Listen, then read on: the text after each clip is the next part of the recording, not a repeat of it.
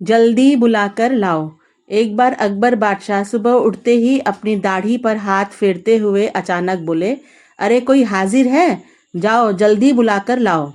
हजूरी की समझ में कुछ नहीं आया, क्योंकि बादशाह ने यह तो कहा ही नहीं कि किसे बुलाकर लाना है, और बादशाह से यह कैसे पूछा जा सकता है कि किसे बुलाकर लाना है। उस हजूरी ने यह बात दूसरे हजूरी को बताई, दूसरे ने तीसरे को और तीसरे ने चौथे को। इस तरह सभी हजूरी की यह बात जान गए। सभी भाग दौड़ करने लग गए, लेकिन किसी की समझ में नहीं आया कि बादशाह के पास किसे ले आए।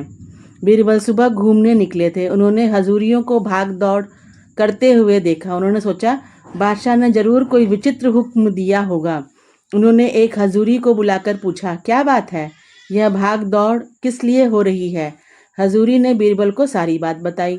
किसे बुलाना है यह तो बादशाह सलामत ने बताया ही नहीं। अब हम क्या करें? किसे बुलाएं? आप ही कोई रास्ता निकालिए। यदि जल्दी बुलाकर नहीं ले गए तो हम पर आफत आ जाएगी। बीरबल ने पूछा, यह बताओ कि हुक्म देते समय बादशाह क्या कर रहे थे? हजूरी ने कहा, कुछ कर तो नहीं रहे थे, हाँ वह अपनी दाढ़ी पर हाथ जरूर फेर रहे थे। बीरबल तुरंत सारी बात समझ गए। बोले, तुम हज्जाम को ले करके जाओ। हजूरी हज्जाम को बुला लाया और उसे बादशाह के सामने हाजिर कर दिया।